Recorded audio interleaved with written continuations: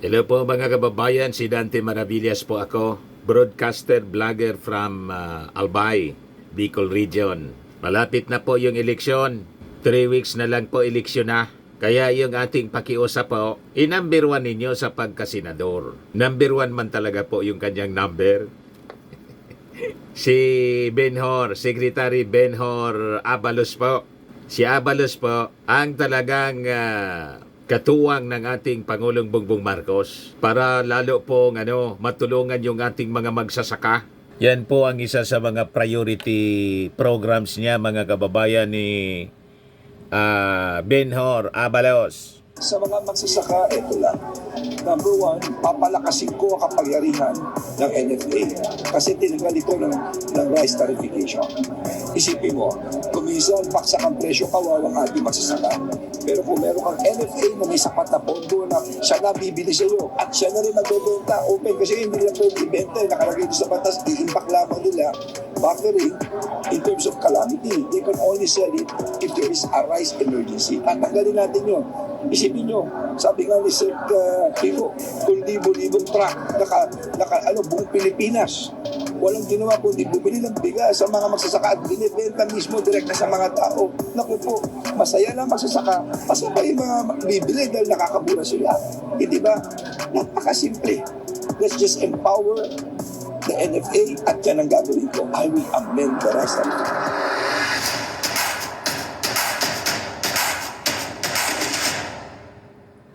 Number 1 po sa Senado agad, Abalos sa Senado. Suportado po si Abalos ng Liga ng mga Barangay sa buong Pilipinas, pati mga gobernador, mayors, congressmen. Andito po ang Liga ng mga Barangay para sumuporta sa inyo. Nandito na po kami sa likod ninyo, Senator Benhor Abalos. Ang kuryente natin ay pangalawa sa pinakamahal sa buong Asia. 20 years ago, tinindigan ko ito. Kung ako'y congressman, pumutol ako rito sa pagwis. The most overtaxed in the whole world ay ang kuryente natin. Yan ang una ko ipapay para bumaba ang kuryente, tumami negosyo, tumami trabaho, at tumaang ang buhay ng bawat Pilipino.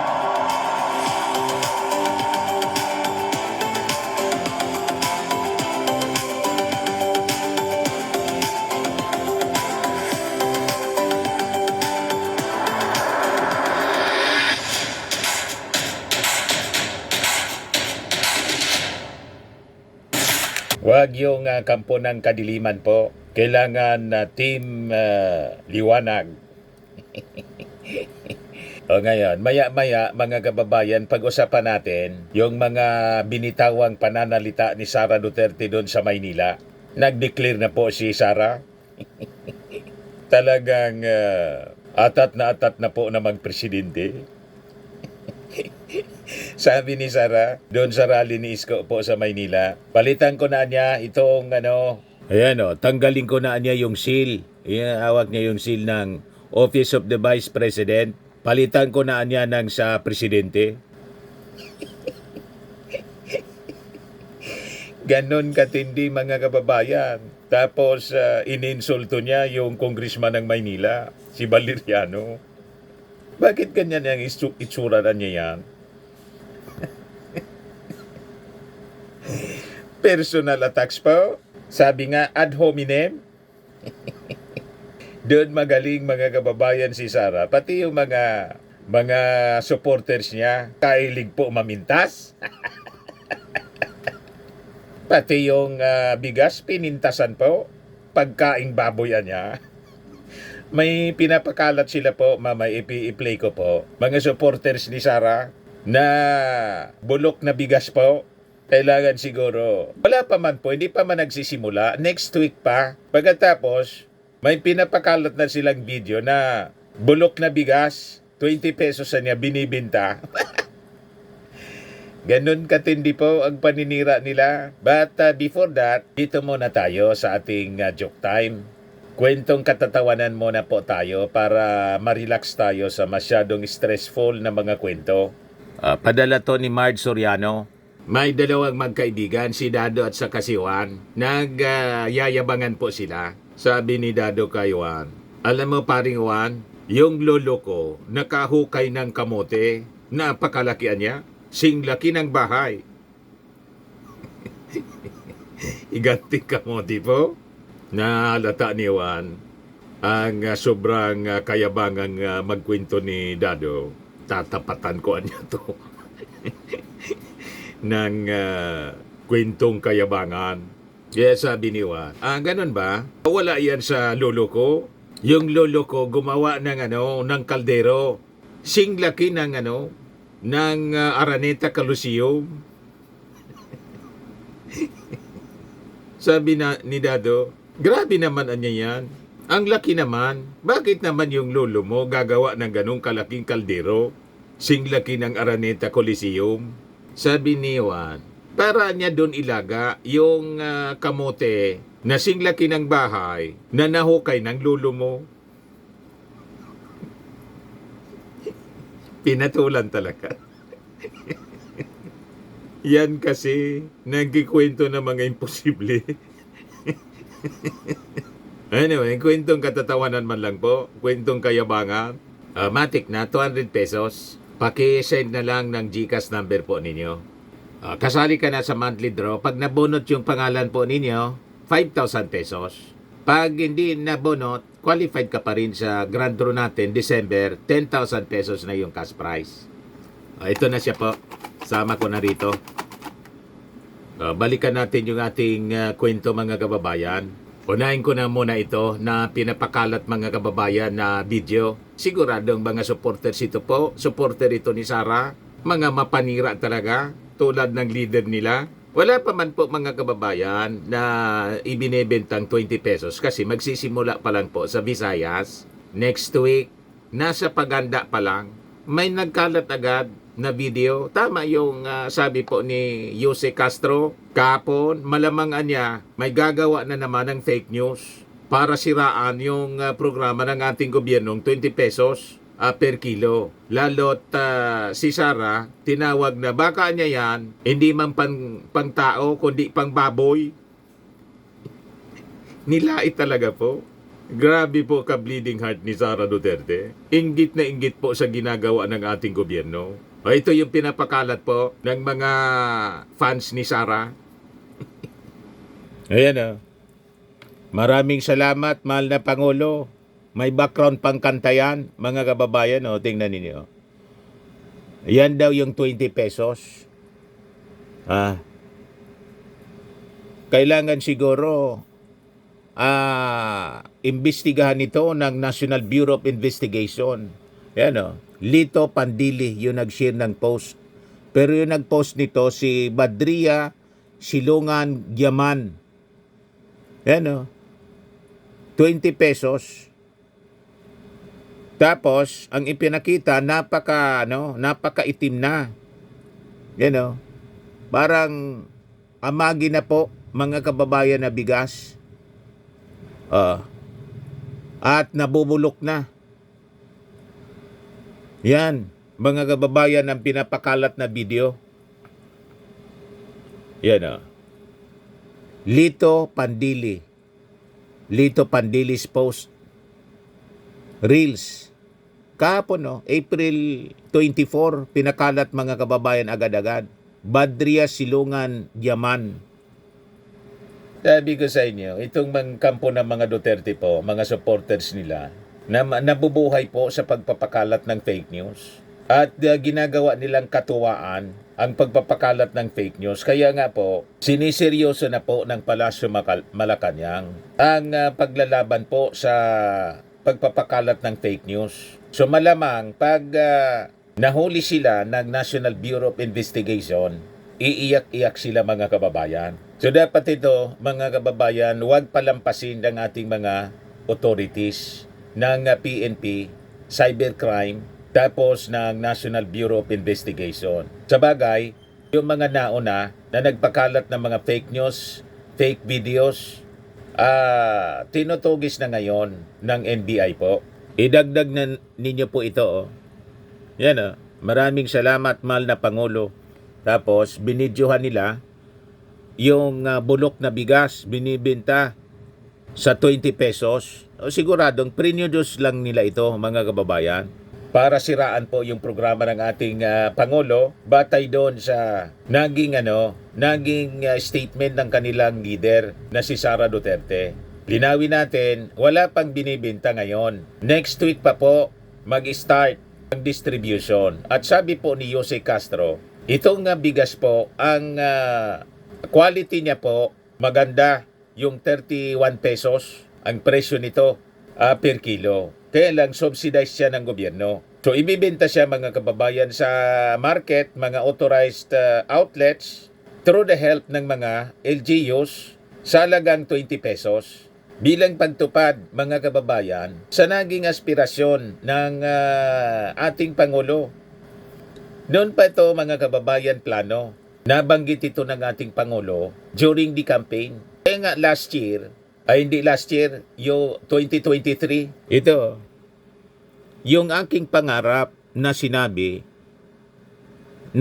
na noong bago akong upo, na sana mapababa natin ang presyo ng bigas ng 20 pesos. Hindi pa tayo umaabot doon.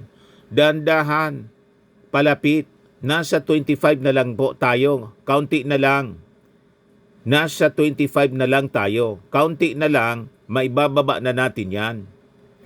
Sabi ng ating Pangulong Bongbong Marcos, in his speech at di kadiwa ng Pangulo in Camarines Sur, March 16, 2023. Nandun po tayo.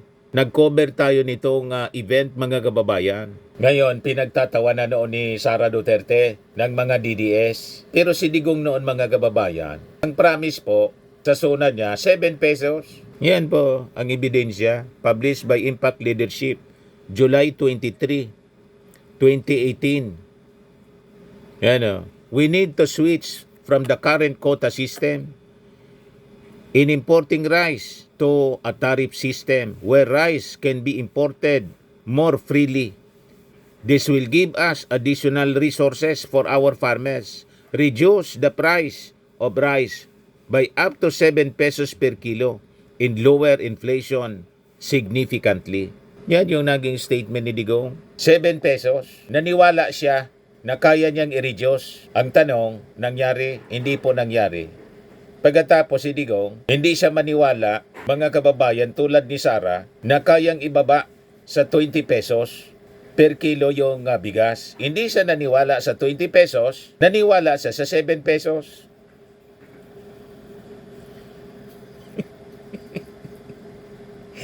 Anong klaseng pag-iisip? Imposible daw yung 20 pesos, sabi ni Digong.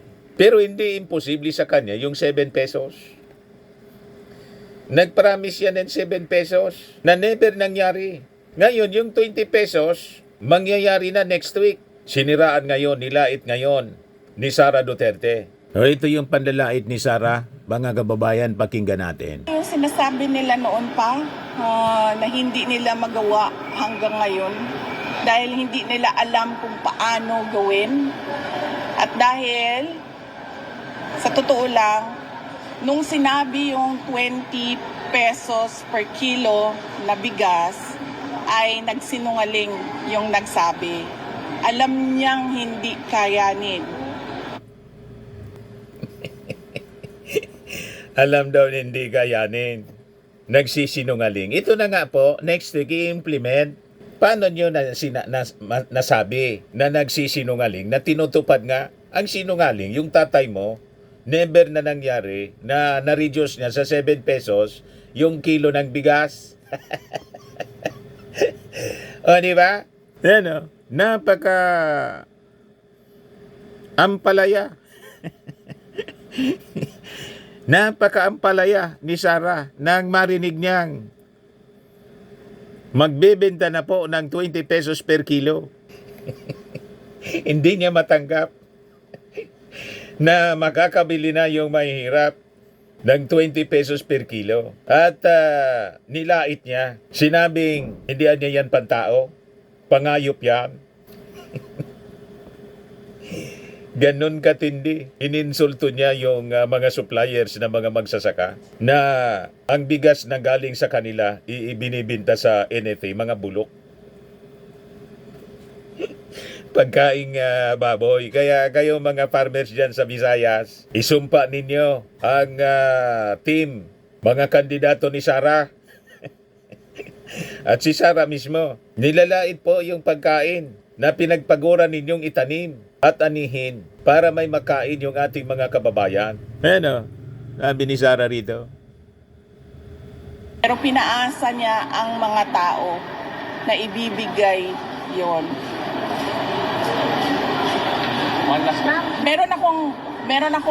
Meron akong pagdududa ha, na magbebenta sila ng 20 pesos per kilo na bigas pero hindi pang tao, pang hayop.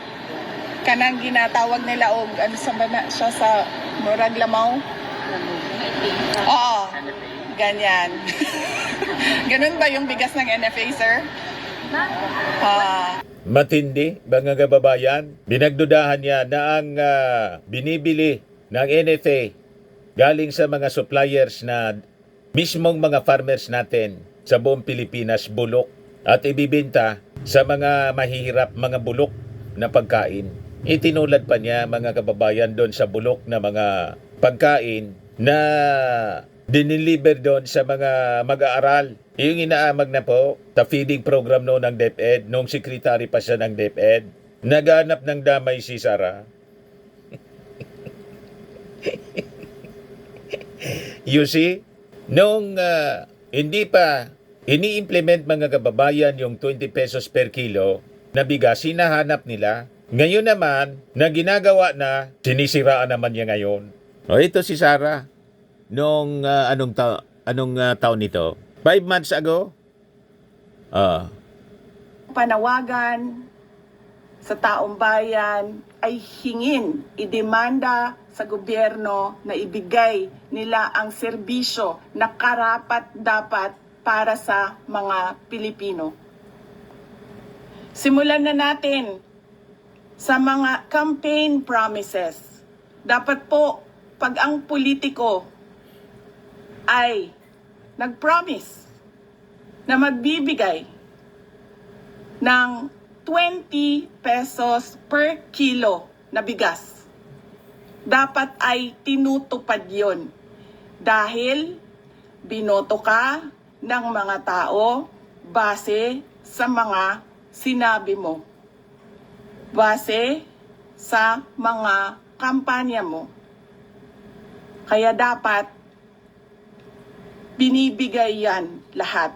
Kung ano man ang sinabi ng isang tao, ng isang politiko, ng isang kandidato sa entablado, dapat nakikita yan ng taong bayan. At higit pa, dapat ang nakikita natin. Hindi tayo dapat naghihirap, hindi tayo dapat pinapahirapan, kundi dapat nagpapakitang gilas ang ating gobyerno na sila ang pinakamagaling pagdating sa hustisya at karapatan ng mga mamamayan at kabutihan, kaunlaran at peace, kalinaw, kapayapaan sa bayan. Ayan ang sabi niya 5 months ago nang tuparin ng ating Pangulo ang kanyang aspirasyon na ibaba sa 20 pesos. Ito na ngayon yung statement ni Sara. Ito na yung sinasabi niya, mga kababayan, kasi napahiya siya. Ang pagdududa ha, na magbebenta sila ng 20 pesos per kilo na bigas pero hindi pang tao, pang hayop. Kanang ginatawag nila og ano sa bana siya sa murag lamaw. Oo. Ganyan. Ganun ba yung bigas ng NFA, sir? Ganon kapait ang pakiramdam ni Sara dahil sa pagtupad ng ating Pangulo sa kanyang aspirasyon na maibaba sa 20 pesos per kilo yung bigas. Sumama ng todo yung loob ni Sara. Nilait yung 20 pesos. Mga kababayan na, per kilong bigas. Sabay yung mga supporter siya pakalat ng video na may binibenta na po na 20 pesos pero bulok. Hindi pa nga nagsisimula. O, di ba? Hindi pa nagsisimula, may video na po. Parang yung pulburon video. Gawa mga kababayan para siraan lang yung ating Pangulong Bongbong Marcos. You see? Atat na kasi si Sara na to make over. Ito po yung patunay, mga kababayan, nang dumalo siya kahapon sa kampanya doon sa Maynila ng grupo ni Isko. Ayan o, panoorin po ninyo. Ang aking opisina, palitan natin ng seal ng Office of the President. Oh, inalis niya yung seal ng Office of the Vice President. Palitan natin ng seal ng Office of the President.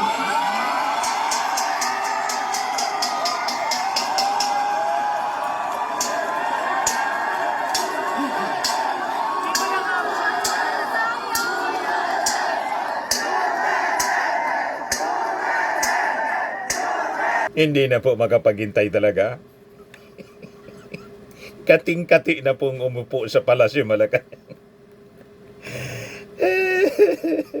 Umalis yung ating Pangulong Bongbong Marcos para makilamay kay makilibing kay Pope Francis po. Ang dati di ba siya ang caretaker? Pero matagal na di ba Mr. Maravillas?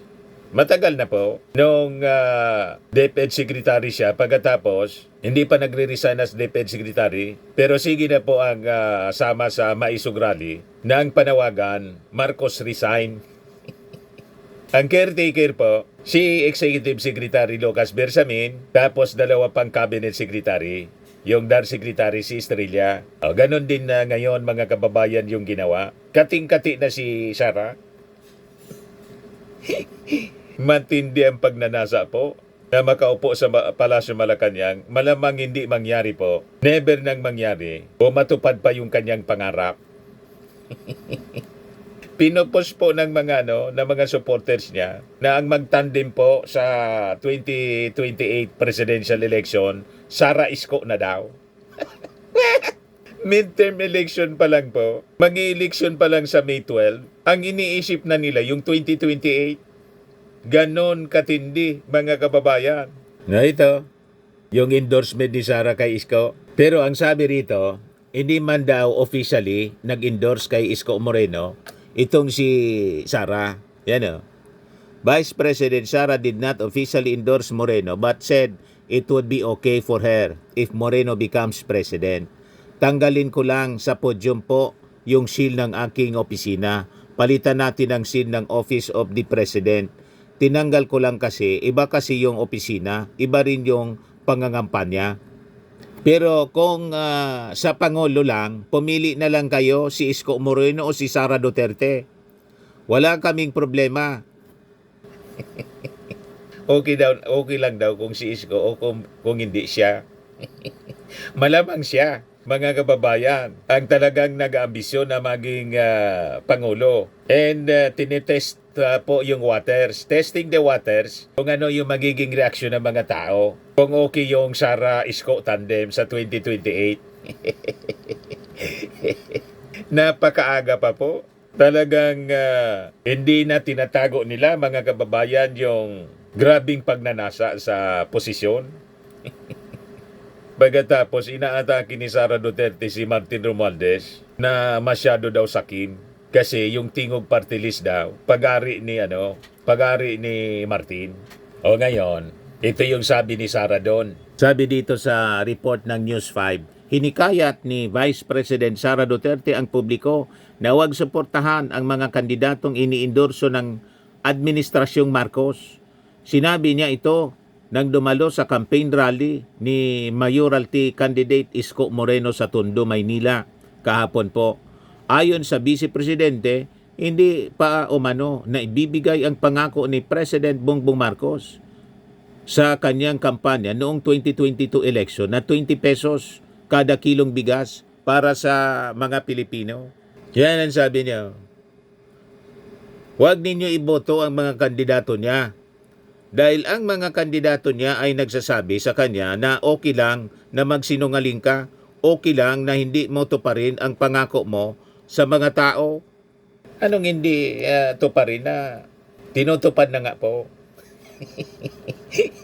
nang tinutupad na, nilait mo naman na yung 20 pesos per kilong bigas na ibibenta sa Visayas as pilot area pagkaing baboy. You see? So wala na po mga kababayan na lumalabas na mga mabubuting salita sa isip sa bibig ni Sara Duterte. Wala na tayong asahan sa kanya. Kasi nga po, paano naman po lalabas sa bibig ni Sara ang mabubuting salita na masama ang kanyang kalooban? Normal yun sa tao. Pag masama ang loob, masama ang lalabas. Kasi ang lumalabas sa bibig, galing po yon sa kanyang puso. Pag masama ang puso ng tao, biblical po siya. Yan o. Sabi sa Mark 7 verse 20 to 23, sabi ng ating Panginoon, what comes out of a person is what defiles him. For from within, out of the heart of man, comes evil thoughts, sexual immorality, theft, murder, adultery, coveting, wickedness, deceit, sensuality, envy, pagkainggit, slander, yung paninirang puri tulad ni Sara, pride, foolishness. All these evil things come from within and they defile a person. Kaya asa pa po kayo. Kaya nga ang tawag ni sabi ni Chis Escudero, mag-ingat anya tayo sa mga propeta ng kadiliman.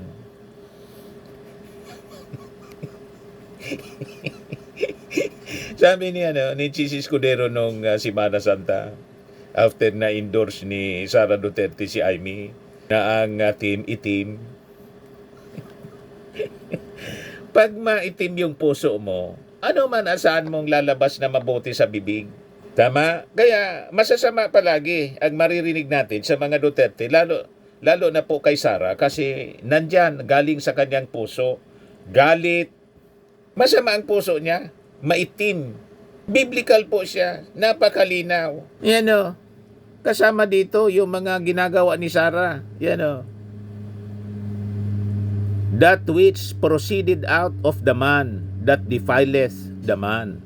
For from within, out of the heart of men, evil thoughts, mga kasamaan, proceed, fornications, theft, murders, adulteries, covetings, wickedness, deceit, lasciviousness, an evil eye, railing, pride, foolishness. Yan o. Wickedness, deceit, sensuality, pagkainggit, envy, slander, yung mga pagsasalita ng masama sa kapwa.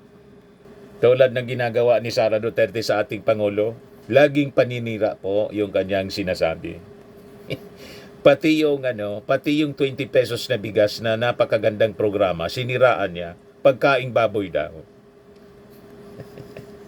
Asa pa kayo, mga kababayan, na magsasabi ng mabuti si Sara na masama ang kanyang kalooban, masama ang kanyang puso, punong-puno ng galit, punong-puno ng inggit. Tama pa? Ganon din ang kanyang mga supporters. Wala kang maririnig na mabuti sa mga supporters ni Sara. Like leader, like follower eh. So ngayon, ininsulto ni Sara yung isang congressman ng Maynila, si Valeriano. Yan o. BP Sara Duterte Max Appearance of Manila Lawmaker. Kaya po mapanlait yung mga DDS kasi manang-mana sa leader nila. Nakita ninyo mga post ng mga DDS? Lahat personal personal attacks, panlalait. Ako nga dito, makita mo mga bashers o mga DDS, kung ano-anong panlalait yung sinasabi sa akin. Unggoy daw ako, gorilya.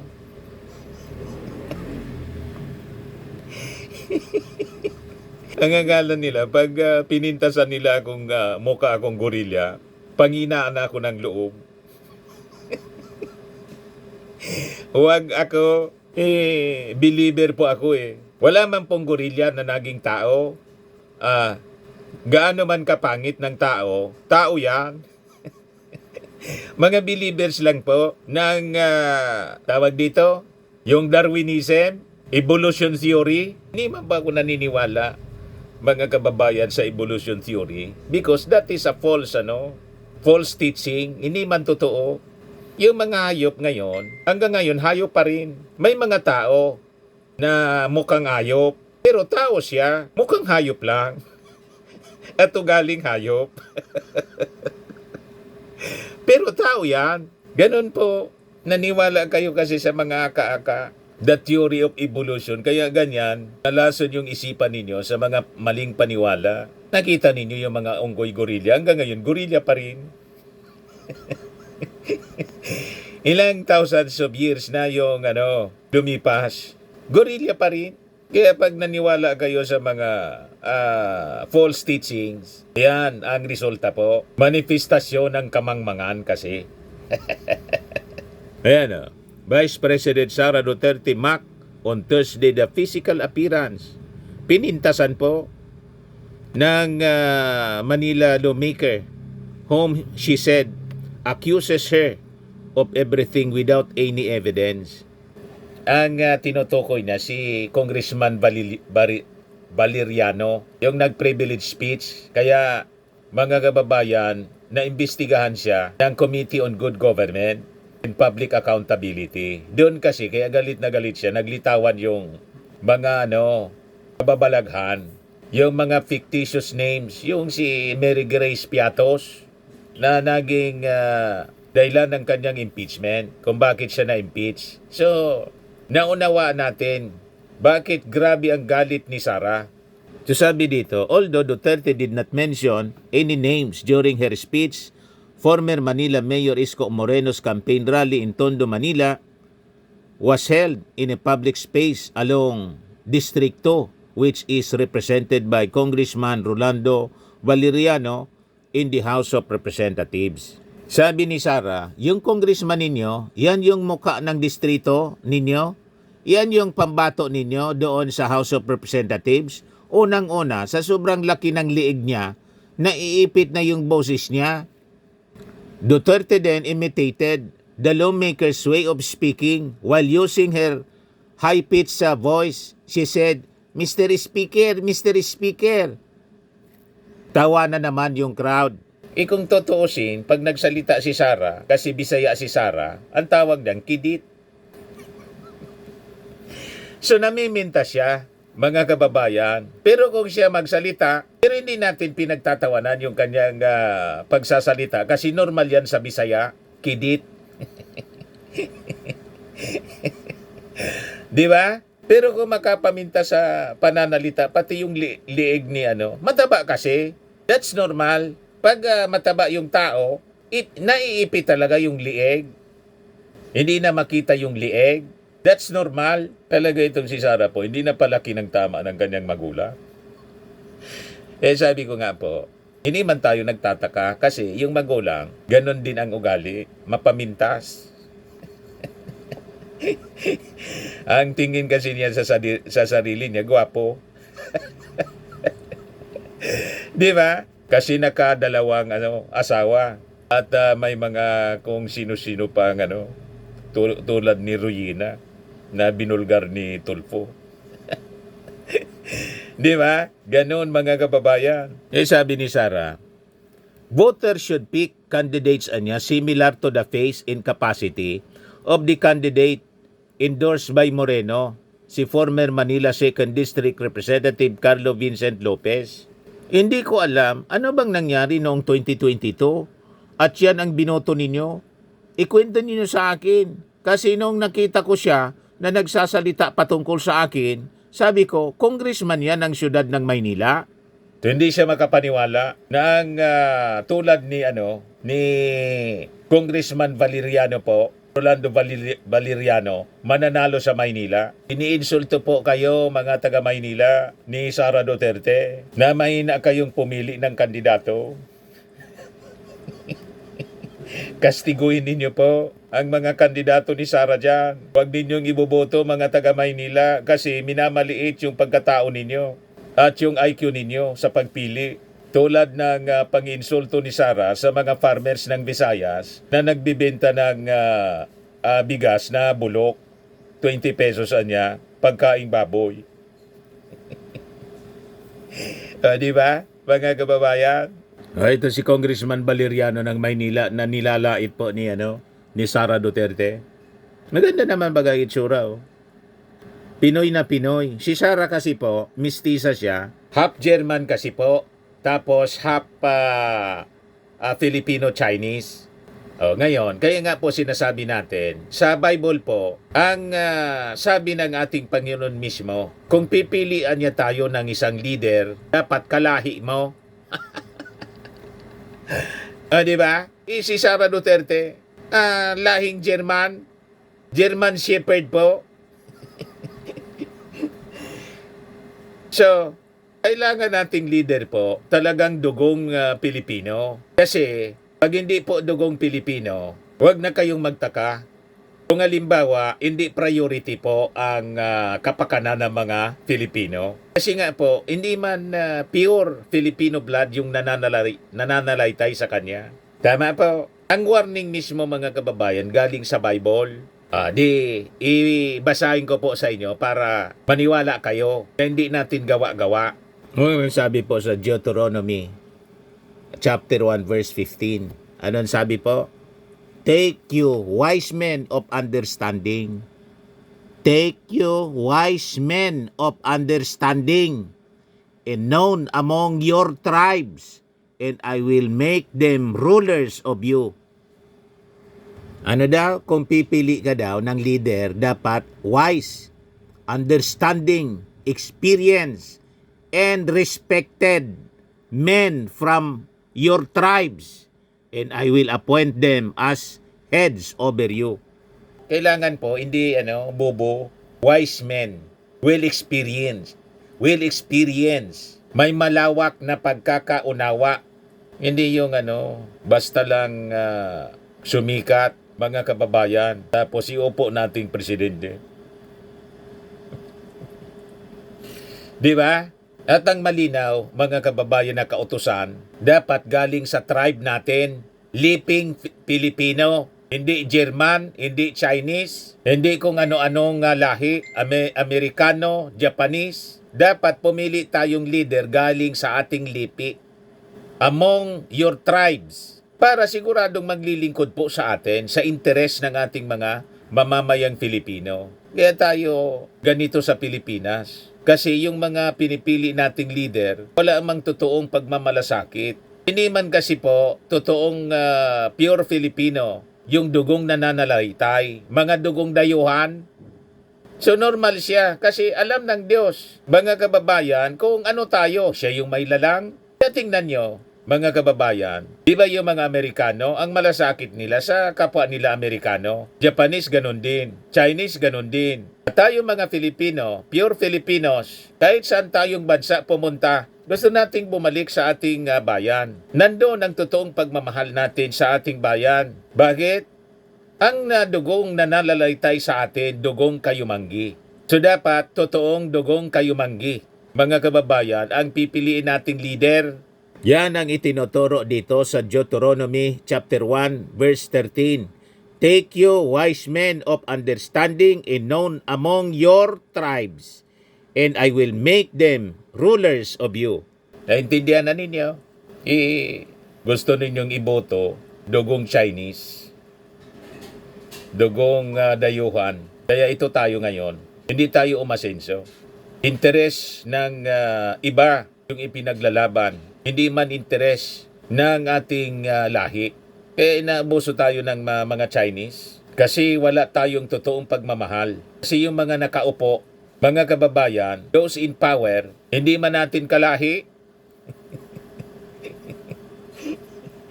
You see? Paano niya si Amy Marcos? Biglang naging Duterte na. Gusto nga po pinagsabihan ni Sara, palit ka na niya ng apelido. Yan Sara Duterte to Amy Marcos, magpalit ka na ng apelido mo. Baka niya Mr. Maravillas, totoo yung mga chismis. Na hindi man talaga totoong Marcos si Amy. Iwan po natin kung totoo yung mga kumakalat sa social media. Pero yung mukha ni Amy, malayo sa muka ng ating Pangulong Bongbong tapos ni Irene Marcos. Ang magkamuka talaga si Irene Marcos tapos yung ating Pangulong Bongbong. Si Amy po, malayo. Pero iwan ko lang. May mga kumakalat po na mga kwento. Yan magpalit ka na po ng apelyido mo. Ay, Romualdez pala yung middle name mo. Tapos tawanan sila. Tawa din si Amy Marcos. Pinagkanulo na yung kanyang apelyido. Galit kay Martin. You see, ayaw na ayaw nila kasi na ang susunod na presidente sa paniwala nila. Kaya todo ang atake ni Sara Duterte kay Martin. Lalo doon sa Tingog Party List. Ang duda nila mga kababayan, si Martin Romualdez ang successor. Malamang yung kinakatakutan ninyo, yun ang mangyari. Ano ba?